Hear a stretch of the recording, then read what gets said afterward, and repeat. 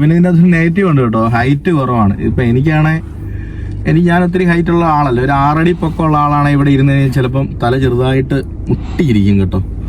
അതൊരു വണ്ടിയുടെ ചെറിയ നെഗറ്റീവ് കേട്ടോ. ഹായ്, ടൊയോട്ടയ്ക്ക് മാരുതിയായിട്ട് ഇപ്പം മെയിനായിട്ട് 4 വണ്ടികളാണ് വന്നേക്കുന്നത്. ഒന്ന് ഹൈക്രോസ്, ഹൈ റൈഡർ, റൂബിയോൺ, ടൈസർ. ഇതാണ് ഏറ്റവും ലാസ്റ്റ് വന്ന വണ്ടിയാണ് ടൈസർ, അർബൻ ക്രൂയിസർ ടൈസർ. നമ്മളൊരു പുതിയ വീഡിയോയിലോട്ട് സ്വാഗതം. അതുപോലെ തന്നെ മെയിനായിട്ട് എടുത്തു പറയേണ്ട കാര്യം എന്ന് പറഞ്ഞാൽ ടൊയോട്ടയ്ക്ക് പെട്രോൾ ടർബോ വരുന്നത് ഇന്ത്യ വരുന്നതിൻ്റെ അകത്ത് ഇതിൻ്റെ അകത്ത് ടൈസറിൻ്റെ അകത്ത് മാത്രമേ കേട്ടോ പെട്രോൾ ടർബോ വരുന്നുള്ളൂ. ഇതാണ് നമ്മളെ വണ്ടിയുടെ എൻജിൻ റൂമും കാര്യങ്ങളൊക്കെ വരുന്നത്. 1200 cc 89 PS പവറാണ് വണ്ടി വരുന്നത്.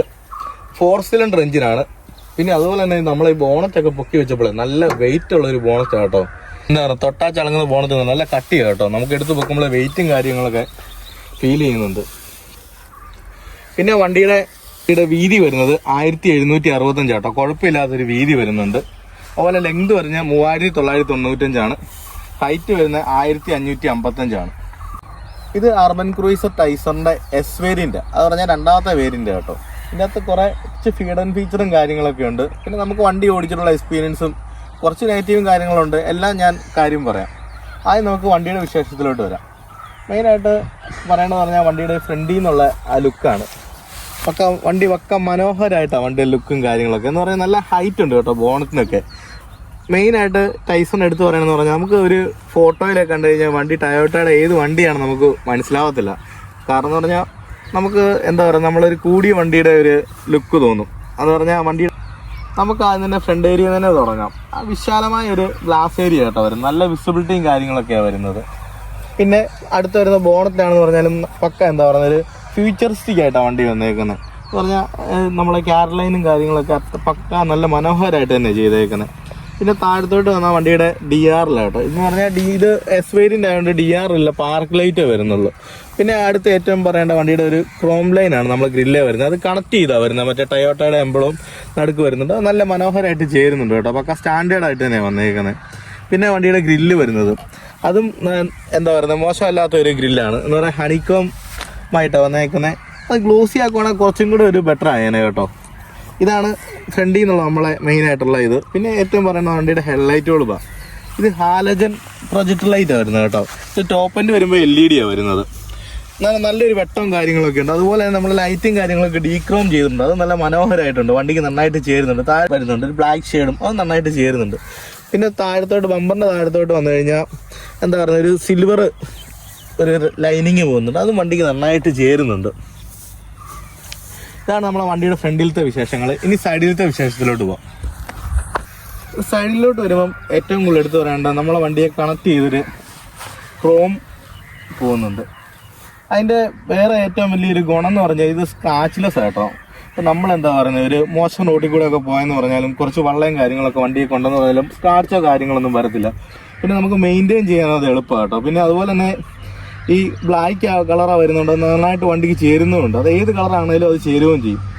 പിന്നെ അടുത്ത വരും നമ്മുടെ ടയറാണ് കേട്ടോ. എന്ന് പറഞ്ഞാൽ നമ്മൾ നോർമലി ഈ സെഗ്മെൻറ്റ് വരുന്ന വണ്ടിയിലൊക്കെ നമ്മളെപ്പോഴും 15 ടയർ വരുന്നത്. ഇത് 16 സൈസ് ആട്ടോ ടയർ വരുന്നത്. 195 65 ടയർ വരുന്നത്. അത്യാവശ്യം വലിപ്പമുള്ള ടയർ. അതേ തന്നെ ഡിസ്ക് ബ്രേക്കും വരുന്നുണ്ട്. പിന്നെ അടുത്ത വരുന്ന നമ്മുടെ വണ്ടിയുടെ മിറർ ആട്ടോ വരുന്നത്. മിറർ വരുന്നത് ബോഡി കളറിൽ തന്നെയാണ് വരുന്നത്. അതുപോലെ തന്നെ മിററിന് താഴെ ഒരു ബ്ലാക്ക് ഒരു ഫിനിഷിംഗ് ആണ്, അത് നന്നായിട്ട് ചേരുന്നുണ്ട്.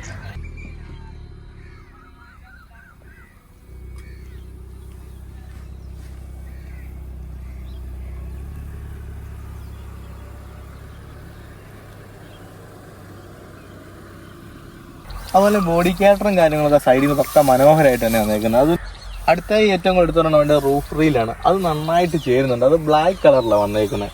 അതും വണ്ടിക്ക് നന്നായിട്ട് ചേരുന്നുണ്ട്. എന്ന് പറയുന്നത് പക്ക ഒരു ലുക്കാണ് വണ്ടിക്ക് തരുന്നത്.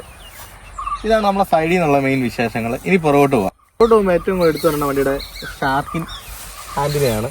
അത് നല്ല മനോഹരമായിട്ടാണ് വണ്ടിക്ക് ചേരുന്നത്. ഒരു പക്ക സ്പോർട്ടി ലുക്കാണ് വരുന്നത്. അതുപോലെ തന്നെ ഒരു സ്പോയിലറും വരുന്നുണ്ട്. ഇത് രണ്ടും വണ്ടി ബേസ് ആയിട്ട് തന്നെ ഉണ്ട് കേട്ടോ.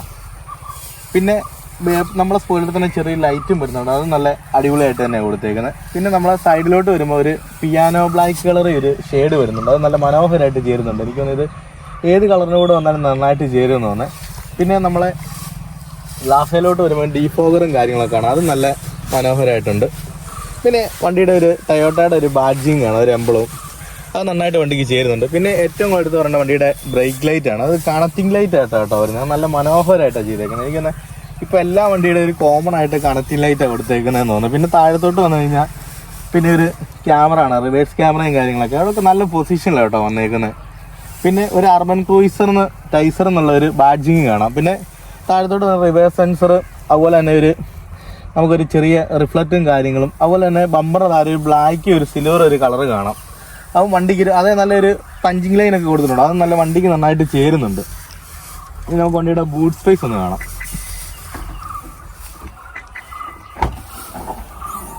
ഇതാണ് വണ്ടിയുടെ ബൂട്ട് സ്പേസും കാര്യങ്ങളൊക്കെ വരുന്നത്. 308 ലിറ്റർ കേട്ടോ. ഒരു ഫാമിലിക്ക് വേണ്ട അത്യാവശ്യം കുഴപ്പമില്ലാത്ത ബൂട്ട് സ്പേസും കാര്യങ്ങളൊക്കെ ഉണ്ട് കേട്ടോ, ധാരാളം ഉണ്ട്. ഇതാണ് വണ്ടിയുടെ ഇവിടുത്തെ മെയിൻ വിശേഷങ്ങളും കാര്യങ്ങളൊക്കെ. ഓറയിലോട്ട് വരുമ്പോൾ മെയിനായിട്ട് എടുത്ത് പറയേണ്ടതെന്ന് പറഞ്ഞു കഴിഞ്ഞാൽ ബ്ലാക്കിൻ്റെയും ഒരു ചെറിയ റെഡ് കളറും കൂടിയൊരു കളറാണ് വരുന്നത്. നല്ല മനോഹരമായിട്ട് വണ്ടിക്ക് ചേരുന്നുണ്ട്. അതുപോലെ 4 പവർ വിൻഡോ, ലോക്ക് അൺലോക്ക്, പിന്നെ മിറർ അഡ്ജസ്റ്റ് ചെയ്യുന്ന ഇത്രയും കാര്യങ്ങളാണ് ഇതേ വരുന്നത്. പിന്നെ ഒരു ബോട്ടിൽ ഹോൾഡറും കാര്യങ്ങളൊക്കെ കാണാം. പിന്നെ ഒരു ചെറിയ കൈപ്പിടിയും, പിന്നെ അതുപോലെ വണ്ടച്ചും കാര്യങ്ങളൊക്കെ വരുന്നുണ്ട് കേട്ടോ. ഇനി പറഞ്ഞ വണ്ടിയുടെ ഇന്റീരിയലും കാര്യങ്ങളൊക്കെയാണ്. ഒരു 3 സ്പോക്ക് സ്റ്റീറിങ്ങും കാര്യങ്ങളൊക്കെ വരുന്നത്. അത് നന്നായിട്ട് ചേരുന്നുണ്ട്. അതുപോലെ ക്ലസ്റ്റർ ആണെങ്കിലും അത്യാവശ്യം ഇൻഫർമേഷനും കാര്യങ്ങളൊക്കെ ഉണ്ട്. പിന്നെ നമ്മളെ സൈഡിലാണ് നമുക്ക് ട്രാൻഷൻ കൺട്രോളിന്റെയും ഓട്ടോ ഓഫിന്റെയും ഒക്കെ സ്വിച്ചും കാര്യങ്ങളൊക്കെ വരുന്നുണ്ട്. ലൈറ്റ് അഡ്ജസ്റ്റും വരുന്നുണ്ട്. പിന്നെ നമ്മളെ ഫ്യൂവൽ തുറക്കാനുള്ളതൊക്കെ താഴെ തന്നെയാണ്. ഇതാണ് ഇവിടുത്തെ വിശേഷങ്ങളും കാര്യങ്ങളൊക്കെ. പിന്നെ സ്റ്റിയറിംഗിലോട്ട് ഒരു വോളിയം കൺട്രോൾ കാര്യങ്ങളെല്ലാം വരുന്നുണ്ട്. പിന്നെ നമ്മളെ AC വരുന്നത് ഓട്ടോമാറ്റിക് ലൈൻ കൺട്രോൾ AC കേട്ടോ. അത് നല്ല മനോഹരമായിട്ട് അതിന്റെ സ്വിച്ചും കാര്യങ്ങളെല്ലാം പക്ക സ്റ്റാൻഡേർഡ് ആയിട്ട് തന്നെയാണ് വന്നേക്കുന്നത്. ഇതാണ് വണ്ടിയുടെ ഇന്ത്യയിൽ വരുന്നത്. 3 കളറിലാണ് വരുന്നത്, 4 കളറിലാണ് വരുന്നത്. ബ്ലാക്ക്, സിൽവർ, ചെറിയൊരു ഗോൾഡന്റെ ഇത് കൂടി, ചെറിയ കളർ, ഇത്രയും കൂടിയാണ് വരുന്നത്. അത് നല്ല മനോഹരമായിട്ട് തന്നെ ചെയ്തേക്കുന്നത്. പിന്നെ താഴത്തോട്ട് വരുമ്പോൾ ഒരു ചാർജിങ് പോർട്ടും കാര്യങ്ങളൊക്കെ കാണാൻ. അതിൽ ഇതൊരു ഹിഡൻ ഫീച്ചർ വന്നത് നമ്മളെ കമ്പനി സ്റ്റീരിയോ ആയത്. ഇത് നമുക്ക് ന്യൂട്രലാണ്, വീഡിയോയും കാര്യങ്ങളൊക്കെ പ്ലേ ആവും. പക്ഷെ ഗിയർ നമ്മൾ വണ്ടി ഓടുന്ന സമയത്ത് അത് പ്ലേ ആവത്തില്ല. കണ്ടോ, അത് ഫസ്റ്റ് ഗിയറിലോട്ട് ഇടാം. നമ്മളെ വണ്ടിയുടെ ലൈറ്റും കാര്യങ്ങളൊക്കെ ഏറ്റവും സ്റ്റാൻഡേർഡ് ആയിട്ട് കേട്ടോ വന്നേക്കുന്നത്. ബാക്കിലും വന്നിട്ടുണ്ട്. അതുപോലെ ഗിയറിന്റെ ഇവിടെയാണെന്ന് പറഞ്ഞാലും അത്യാവശ്യം സ്പേസും കാര്യങ്ങളൊക്കെ ഉണ്ട്. എന്നാ പറഞ്ഞാൽ ഒരു ചെറിയ 2 ബോട്ടിൽ ഹോൾഡിൽ വെക്കാനും പിന്നെ ഒരു ചെറിയ സ്പേസും ഫ്രണ്ടിലുണ്ട്. പിന്നെ ഒരു ബോക്സും ഉണ്ട്. അത്യാവശ്യം നമുക്ക് എന്താ പറയുക സ്പേസും കാര്യങ്ങളൊക്കെ വന്നിട്ടുണ്ട്. പിന്നെ നമ്മൾ ഓപ്പോസിറ്റ് ഡോറിലാണെങ്കിലും വാട്ടർ ബോട്ടിൽ ഹോൾഡറും കാര്യങ്ങളെല്ലാം ഉണ്ട് കേട്ടോ. ഇതാണ് മെയിൻ ആദ്യത്തെ വിശേഷങ്ങളും കാര്യങ്ങളും. ഇനി പുറകോട്ട് പോവാം. പിന്നെ നമുക്കൊരു ചെറിയ സ്റ്റോറേജ് സ്പേസും പിന്നെ നമുക്കൊരു ചെറിയൊരു എന്താ പറയുക ഒരു ഡേറ്റ കണക്ട് ചെയ്യാനുള്ള ഒരു ചാർജിങ് പോർട്ടൊക്കെ വരുന്നുണ്ട്. പുറകെ വരെ നമുക്കൊരു ചെറിയ 3 ഹെഡ് റെസ്റ്റും കാര്യങ്ങളൊക്കെ വരുന്നുണ്ട്. 3 സീറ്റ് ബെൽറ്റും വരുന്നുണ്ട്. തൈ സപ്പോർട്ടും കാര്യങ്ങളൊക്കെ അത്യാവശ്യം കുഴപ്പമില്ല, വലിയ ഓവറായിട്ടൊന്നുമില്ല. പിന്നെ ഇതിൻ്റെ അത് നെഗറ്റീവ് ഉണ്ട് കേട്ടോ, ഹൈറ്റ് കുറവാണ്. ഇപ്പം ഞാൻ ഒത്തിരി ഹൈറ്റ് ഉള്ള ആളല്ല, ഒരു 6 അടി പൊക്കമുള്ള ആളാണ് ഇവിടെ ഇരുന്ന് കഴിഞ്ഞാൽ ചിലപ്പം തല ചെറുതായിട്ട് മുട്ടിയിരിക്കും കേട്ടോ. അതിന് വണ്ടിയുടെ ചെറിയ നെഗറ്റീവ് കേട്ടോ, അതേ ഉള്ളൂ. പിന്നെ ഞാൻ പറയല്ലോ, നമ്മളൊരു പുതിയ വണ്ടി എടുക്കാൻ പോകുമ്പോൾ നമ്മൾ ഇപ്പം എത്ര പേരാണോ സീറ്റിംഗ് കപ്പാസിറ്റി, നമ്മളെ വീട്ടിൽ എത്ര പേരാണ് എല്ലാവരെയും കൂട്ടി ജസ്റ്റ് ഒന്ന് ഇരുത്തിയൊക്കെ നോക്കുക. നമുക്ക് കുഴപ്പമില്ലെങ്കിൽ നോക്കിയിട്ട് അത് എടുക്കുക. ഇപ്പം എന്നെ സംബന്ധിച്ച് ഞങ്ങളെ വീട്ടിലുള്ളവരെ സംബന്ധിച്ചുള്ള ഇത് വലിയ വിഷയമൊന്നുമില്ല. ചിലർക്ക് ഇത് തട്ടിയെന്നൊക്കെ പറയും, അതുകൊണ്ടാണ് ഞാൻ അങ്ങനെ പറഞ്ഞത്. അതുപോലെ തന്നെ നമ്മൾ ഈ വണ്ടിയെ 3 സേഫ്റ്റി ഫീച്ചർ വരുന്നുണ്ട് കേട്ടോ. ഒന്ന് ഹിൽ ഹോൾഡ് അസിസ്റ്റന്റ്, പിന്നെ സ്റ്റെബിലിറ്റി കൺട്രോൾ, ട്രാൻഷൻ കൺട്രോൾ, ഇതെല്ലാം ബേസ് ആയിട്ട് വരുന്നുണ്ട് കേട്ടോ. നമ്മളിന്ന് അർബൻ ക്രൂയിസർ ടൈസറിന്റെ വിശേഷങ്ങളാണ്, ഓടിച്ചിട്ടുള്ള വിശേഷങ്ങളാണ് പറയാൻ പോകുന്നത്. നമുക്ക് വണ്ടി ഓടിച്ചിട്ടുള്ള മെയിൻ എക്സ്പീരിയൻസ് പറഞ്ഞാൽ വണ്ടി പക്ക സൈലന്റ് എഞ്ചിനാണ്. പറഞ്ഞാൽ പക്ക റിഫൈൻഡ് എഞ്ചിനാണ്. ഒരു അനക്കോ കേസോ ഒന്നുമില്ല. നമ്മൾ കഴിഞ്ഞ ദിവസം ഞാൻ ശ്രദ്ധിച്ചൊരു കേസാണ്, ഈ വണ്ടി നമ്മൾ സ്റ്റാർട്ടാണ് വെളിയിൽ നിന്ന് നമുക്ക് അറിയത്തുമില്ല, അത്രയും സൈലന്റാണ് വണ്ടി. പിന്നെ പറഞ്ഞാൽ സ്റ്റിയറിങ്ങും കാര്യങ്ങളൊക്കെ പക്ക സ്മൂത്താണ്. പിന്നെ എന്താ പറയുന്നത്, അകത്താണ് നല്ലൊരു പറയുന്നത് നമുക്ക് മെയിൻറ്റെയിൻ ചെയ്യാൻ പറ്റുന്നൊരു ഇന്റീരിയർ തന്നെ നമുക്ക് വന്നേക്കുന്നത്. അത് നല്ലൊരു കാര്യമാണ് നോക്കിയിട്ട്. പിന്നെ എന്താ പറയുക, സ്പീക്കറും കാര്യങ്ങളും എന്താണേലും നല്ല ക്വാളിറ്റിയും കാര്യങ്ങളൊക്കെ ഉണ്ട്. പിന്നെ മെയിൻ ആയിട്ട് എടുത്തു പറയേണ്ട വണ്ടിയുടെ ഗിയറും കാര്യങ്ങളൊക്കെ 5 സ്പീഡ് മാനുവൽ വണ്ടിയാണിത്. നല്ല സ്മൂത്താണ്, ക്ലച്ച് ആണെങ്കിലും ഗിയർ ആണെങ്കിലും എല്ലാം. പിന്നെ ഈ ക്ലച്ച് ഇതിന്റെ എല്ലാം ഇടയ്ക്ക് നല്ല സ്പേസ് ഉണ്ട്, നമുക്ക് ക്ലച്ച് വെട്ടാനുള്ള സ്പേസും കാര്യങ്ങളും കാല് വെക്കാനുള്ള സ്പേസും കാര്യങ്ങളും നന്നായിട്ടുണ്ട് കേട്ടോ.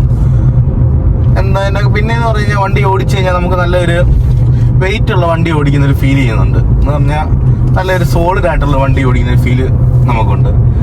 പിന്നെ മെയിൻ ആയിട്ട് എടുത്ത് പറയണമെന്ന് പറഞ്ഞു കഴിഞ്ഞാൽ വണ്ടിയുടെ പവർ കേട്ടോ. നല്ല പിക്കപ്പ് ഉണ്ട് വണ്ടിക്ക്, പവർ ഉണ്ട്. എനിക്ക് തോന്നുന്ന ഒരു 1200 cc ഈ സെഗ്മെന്റ് ഉള്ളതിൻ്റെ അകത്ത് അത്യാവശ്യം നല്ല വലിയുള്ളൊരു വണ്ടി തന്നെ കേട്ടോ. കാരണം ടർബോ എഞ്ചിനല്ല, നോർമൽ എഞ്ചിനാണ്.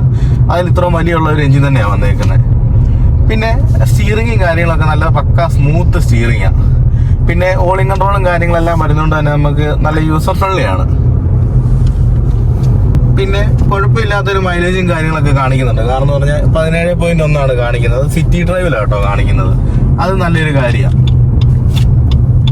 പിന്നെ വണ്ടി ഓടിച്ചിട്ട് എനിക്കുള്ള ഒരു ചെറിയ നെഗറ്റീവ് എന്ന് പറഞ്ഞാൽ ഞാൻ നേരത്തെ പറഞ്ഞ പോലെ തന്നെ നമുക്ക് അതെന്റെ തോന്നലാണോ എനിക്കറിയത്തില്ല, നമുക്ക് ഫുള്ളോട് വണ്ടിയിൽ ആളിരിപ്പുണ്ടെങ്കിൽ നമുക്കൊരു ബ്രേക്ക് കുറവ് ഫീൽ ചെയ്യുന്നുണ്ട്.